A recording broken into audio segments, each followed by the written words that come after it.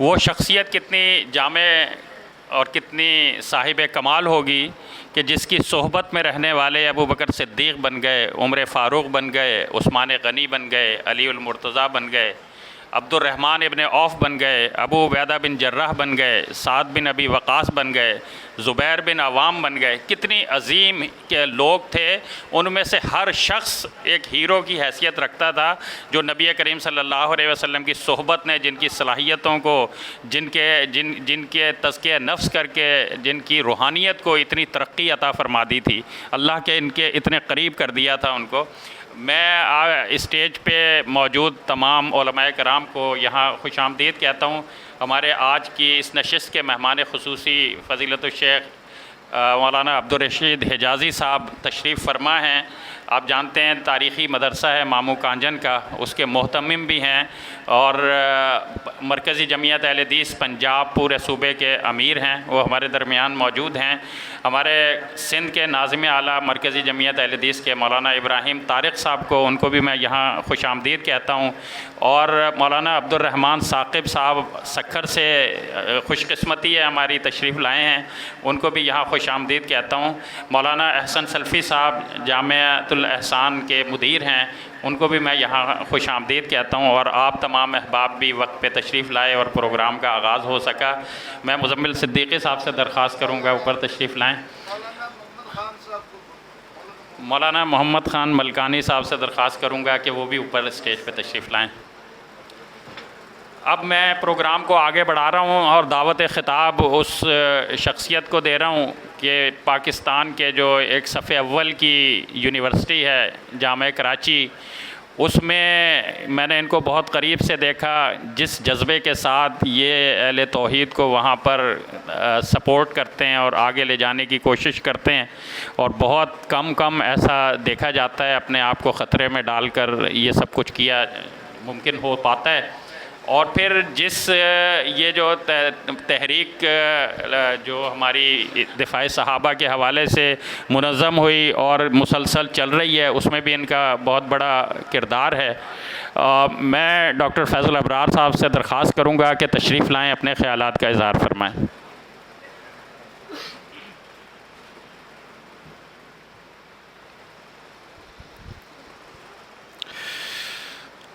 السلام علیکم ورحمۃ اللہ وبرکاتہ۔ اعوذ باللہ من الشیطان الرجیم، بسم اللہ الرحمن الرحیم۔ قال تعالی فی کتابہ الکریم، اہدنا الصراط المستقیم۔ میرے قابل احترام مشائخ اور سامعین، حفظکم اللہ وعافاکم اللہ من کل شر وسوء ومکروہ انشاءاللہ۔ مجھے صرف اور صرف ایک مختصر سی بات کرنی ہے بحیثیت صاحب عقیدہ مسلمان کی حیثیت سے۔ میں اس وقت جن چیلنجز کا سامنا کر رہا ہوں، کچھ چیلنجز میرے اندر سے ہیں، میری جماعت کے اندر سے، میرے ہم عقیدہ ساتھیوں کی طرف سے، کچھ چیلنجز میری جماعت سے باہر، میں جماعت سے مراد اہل عقیدہ کی بات کر رہا ہوں، کچھ چیلنجز پاکستان سے باہر کی طرف سے۔ یہ جو ڈیفرنٹ چیلنجز ہمارے سامنے ہیں، کہیں وہ سوشل میڈیا کی صورت میں ہمارے سامنے آتے ہیں، تو کہیں ہماری نجی مجالس کی صورت میں ہمارے سامنے آتے ہیں۔ مجھے ان چیلنجز پر بات نہیں کرنی، لیکن ان چیلنجز کے بعد سب سے ایک بڑا جو ایک خطرناک نتیجہ جو ہمارے سامنے آتا ہے، ہم انتشار کا اور اختلاف کا شکار ہو جاتے ہیں۔ یہ سب سے بڑی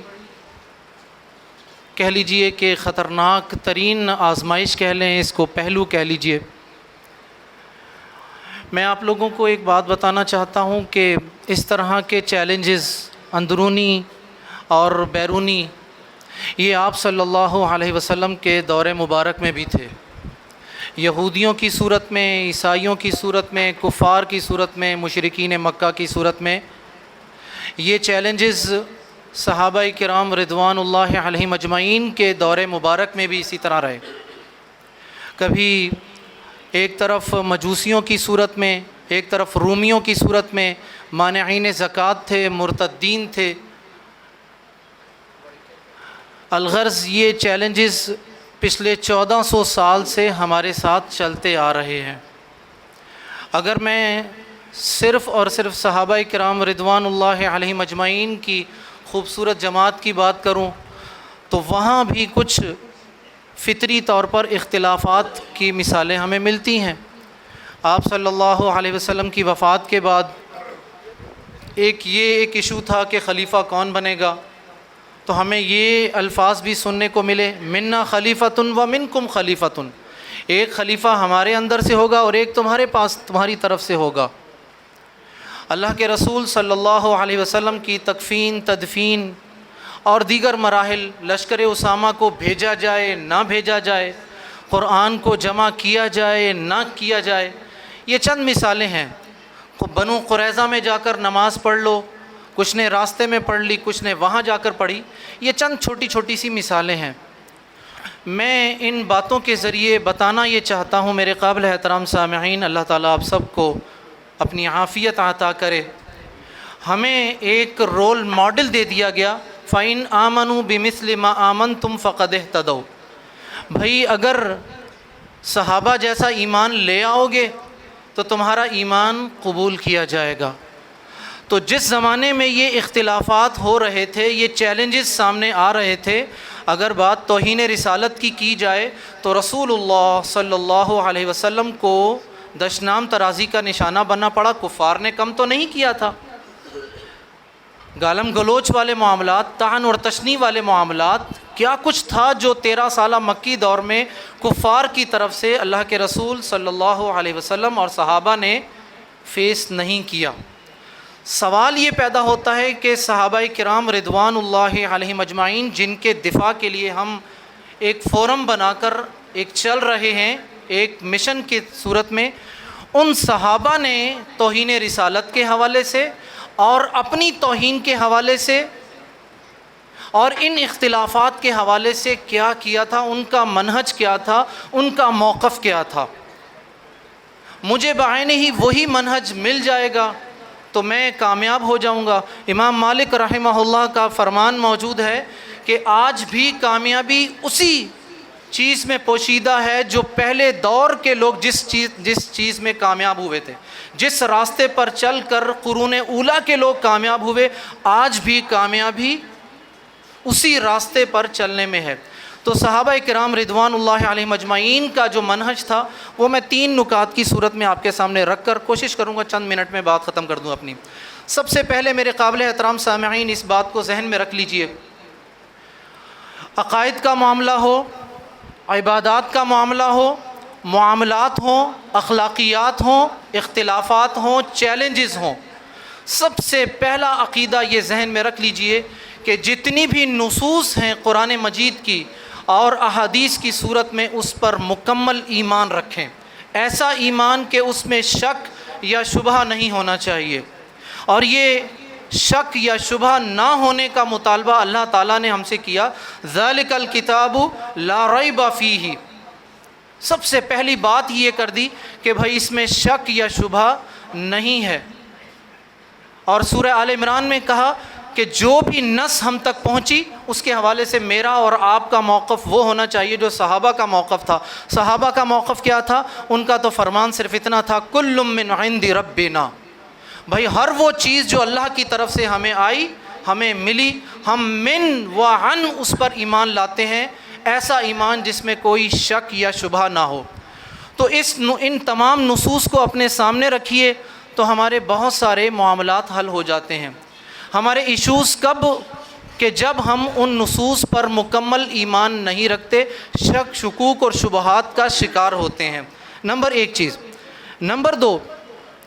ایمان کے ساتھ یہ ذہن میں رکھیے کہ قرآن مجید اور احادیث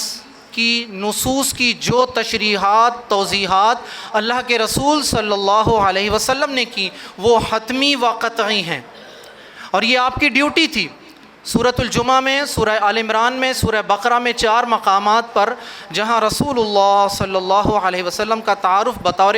نبی یا بطور رسول کروایا گیا، وہاں یہ بتایا گیا، یہ ایک بات بطور خاص بیان کی گئی، وَيُعَلِّمُهُمُ الْكِتَابَ وَالْحِكْمَةَ، کہ بھائی یہ نبی جو مبعوث کیا گیا یہ قرآن مجید پڑھاتا ہے، قرآن کی تعلیم دیتا ہے، حدیث کی تعلیم دیتا ہے۔ اور اسی طرح کہا گیا لِتُبَيِّنَ لِلنَّاسِ مَا نُزِّلَ إِلَيْهِمْ، محمد یہ آپ کی ذمہ داری ہے، جو کچھ لوگوں کی طرف نازل کیا گیا آپ اس کو واضح کر دیں۔ تو ہمارے پاس جو اس طرح کے جتنے بھی معاملات ہیں، عقائد، عبادات، معاملات، صحابہ کرام رضوان اللہ علیہم اجمعین کا مقام اور مرتبہ ہو، ہم سب سے پہلے یہ دیکھیں کہ اللہ کے رسول صلی اللہ علیہ وسلم کی تشریح کیا ہے، آپ نے اس کی کیا وضاحت کی ہے۔ جب کسی بھی آیت، کسی بھی حدیث کی ہمارے سامنے وہ وضاحت اور توضیح آ جائے جو آپ صلی اللہ علیہ وسلم نے کی، اس کے بعد ہمارے لیے قطعاً کوئی حاجت نہیں رہتی کہ ہم کسی اور کی تشریح کی طرف جائیں۔ یہ دوسرا اصول، دوسرا قاعدہ اپنے ذہن میں رکھ لیجئے، جو منہج ہے جو اللہ کے رسول صلی اللہ علیہ وسلم نے اپنے صحابہ کو دیا تھا، اور اس کی بے شمار مثالیں موجود ہیں کتب احادیث میں کہ صحابہ کے پاس جب اللہ کے رسول صلی اللہ علیہ وسلم کا فرمان پہنچ جاتا تھا، وضاحت پہنچ جاتی تھی، اس کے بعد وہ کیا، کیوں، کیسے، چونکہ، چنانچہ، اس لیے، تو، پھر، یہاں، وہاں، ایسا کوئی سوال نہیں کرتے تھے۔ اور اس کی میں ایک بہت بڑی مثال دیتا ہوں، ہمارے عقائد میں توحید الاسماء و صفات کا ایک پہلو موجود ہے کہ اللہ کے خوبصورت نام ہیں اور اللہ کی خوبصورت صفات ہیں۔ آپ دیکھ لیجئے کہ جتنا کچھ قرآن میں بتا دیا گیا، جتنا کچھ احادیث میں بتا دیا گیا، صحابہ کرام رضوان اللہ علیہم اجمعین کا جو منہج ہمیں ملتا ہے، آپ کتب احادیث تمام کی تمام اٹھا کر دیکھ لیجئے، کسی صحابی سے یہ سوال نہیں ملے گا کہ جب یہ کہا گیا الرحمن علی العرش استویٰ، کہ اللہ اپنے عرش پر مستوی ہوا، تو کسی ایک صحابی نے یہ نہیں کہا کہ کیسے، یہ کیسے والا سوال نہیں کیا گیا، بلکہ صرف اس پر ایمان لانا ہے، اور جو اللہ کے رسول نے اس کی وضاحت کر دی بس اتنی ہی وضاحت ہمارے لیے ہونی چاہیے۔ تیسرا اور آخری اصول اور قاعدہ جو صحابہ کرام نے ہمیں منہج دیا، ایمان کے بعد نصوص پر مکمل ایمان، اللہ کے رسول صلی اللہ علیہ وسلم کی مکمل تشریح جو ہمارے سامنے ہے، وما آتاکم الرسول فخذوہ وما نہاکم عنہ فانتہوا، کی بعد تیسری چیز آ جائے سلف صالحین، ہمارے اسلاف رحمہم اللہ، جن میں سب سے پہلی جو میں کہتا ہوں جیل یا سب سے پہلا جو گروپ تھا وہ صحابہ کرام، تابعین اور تبع التابعین، جن کی وضاحت اللہ کے رسول صلی اللہ علیہ وسلم کے فرمان میں ہوتی ہے، خیر الناس قرنی ثم الذین یلونہم ثم الذین یلونہم، بہترین لوگ وہ ہیں جن کو میں نے پڑھایا تھا، میں نے قرآن کی تعلیم دی، پھر اس کے بعد وہ لوگ جن کو صحابہ نے تعلیم دی، پھر وہ لوگ جنہوں نے تابعین سے تعلیم حاصل کی۔ تو صحابہ، تابعین اور تبع التابعین، یہ بہترین دور ہے، یہ اسلاف رحمہم اللہ کا سب سے افضل ترین جماعت، انہوں نے جو تشریحات لیں اللہ کے رسول سے، جو باتیں لیں، آپ ذرا ایک مثال لے لیجئے، ایک حدیث ہم سنتے ہیں انما الاعمال بالنیات، صحیح بخاری کی پہلی حدیث ہے یہ اللہ کے رسول نے ارشاد فرمایا، آپ سے سید عمر فاروق نے سنا، سید عمر فاروق سے ان کے شاگرد نے سنا، ان کے شاگرد نے ان کے شاگرد سے سنا، ان کے شاگرد نے سنا، پھر سفیان ثوری، پھر امام حمیدی، پھر امام بخاری، اور یہ چلتا چلتا سلسلہ آج ہمارے مدارس میں جو شیوخ الحدیث ہیں آپ ان کی زبانی یہ سن لیتے ہیں۔ تو یہ 3 جو مرتبے ہمارے پاس موجود ہیں، آپ یہ دیکھیے کہ اللہ کے رسول صلی اللہ علیہ وسلم نے جو تشریح کی وہ صحابہ نے، تابعین نے اور تبع التابعین نے کس طرح سمجھی، یہ ہے فہم سلف صالحین کی صورت میں۔ اور جہاں کسی بات کی وضاحت نہیں ملتی تو وہاں پر آپ ان لوگوں کی وضاحت لے لیجئے۔ ایک مثال دیتا ہوں، صرف اور صرف قرآن مجید میں ایک مقام پر کہا گیا فلا انصاب بینہم، اس دن کوئی نسب کام نہیں آئے گا، کوئی رشتہ داری کام نہیں آئے گی، اور اسی آیت کے آخر میں ہے ولا یتساءلون، اور یہ آپس میں ایک دوسرے سے سوال بھی نہیں کر سکیں گے۔ ایک اور آیت میں آتا ہے وَأَقْبَلَ بَعْضُهُمْ عَلَى بَعْضٍ وَيَتَسَاءَلُونَ، یہ سب اہل جنت ایک دوسرے کے سامنے بیٹھے ہوں گے اور ایک دوسرے سے سوال کر رہے ہوں گے۔ اب یہ دونوں آیات میں ظاہری تعارض ہے کہ ایک میں کہا جا رہا ہے کہ یہ آپس میں سوال جواب نہیں کریں گے، دوسرے میں کہا جا رہا ہے کریں گے۔ عبداللہ بن عباس رضی اللہ عنہ جو کہ اسلاف رحمہم اللہ میں سب سے ایک اونچا مقام رکھتے ہیں، انہوں نے کہا کہ بھائی یہ پہلی آیت جو ہے یہ حشر کے میدان سے ریلیٹڈ ہے اور دوسری آیت وہ ہے جو کہ جنت کے داخلے کے بعد کی ہے۔ تو ہمارے سامنے اس طرح کی بے شمار مثالیں ہیں میرے قابل احترام سامعین۔ تو ایسے جتنے بھی اختلافات آئیں، ہمارے داخلی اختلافات ہوں، جماعت کے اندر سے ہوں، جماعت کے باہر سے ہوں، ہمارے مسلک کے اندر سے ہوں، مسلک کے باہر سے ہوں، یہ تین اصول جو کہ صحابہ کرام رضوان اللہ علیہم اجمعین نے ہمیں دیے، ان کو اختیار کیجئے۔ میں یقین سے کہتا ہوں کہ ہم اختلافات ختم نہ کر سکے تو کم ضرور کر لیں گے اور محبت کی وہ فضا لانے میں کامیاب ہو جائیں گے جو اللہ کے رسول صلی اللہ علیہ وسلم کے صحابہ کے مابین موجود تھی۔ وجزاکم اللہ خیرا، بارک اللہ لی ولکم ولسائر المسلمین فاستغفروہ انہ هو الغفور الرحیم۔